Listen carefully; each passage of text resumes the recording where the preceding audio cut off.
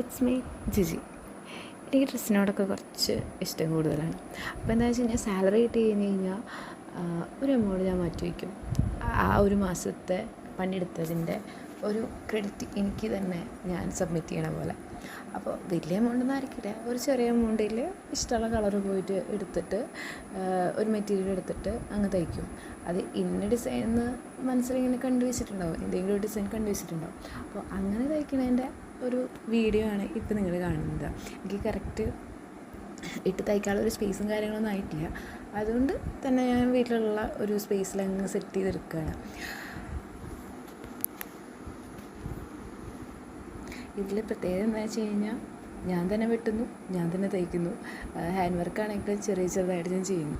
ഇതിലിപ്പോൾ ഞാൻ ഉദ്ദേശിക്കുന്നത് ചെറിയ ഞെറിയിട്ടിട്ട് മുകളിൽ മാത്രം, അതായത് നമ്മുടെ ഈ നെക്ക് പോർഷൻ്റെ അവിടെ മാത്രമായിട്ട് ചെറിയൊരു ഹാൻഡ് വർക്ക് ഉദ്ദേശിച്ചിട്ടുണ്ടായിരുന്നു. പിന്നെ ഞാൻ വിചാരിച്ചു ആ ഞെറി വരണമുള്ള ആ ഒരു ഏരിയ വരെ ഫുള്ള് വർക്ക് ചെയ്യാൻ. അങ്ങനെ ചെയ്തൊരു വർക്കാണ്. ഒന്ന് കണ്ടിട്ട് ഒന്ന് പറയാം കേട്ടോ.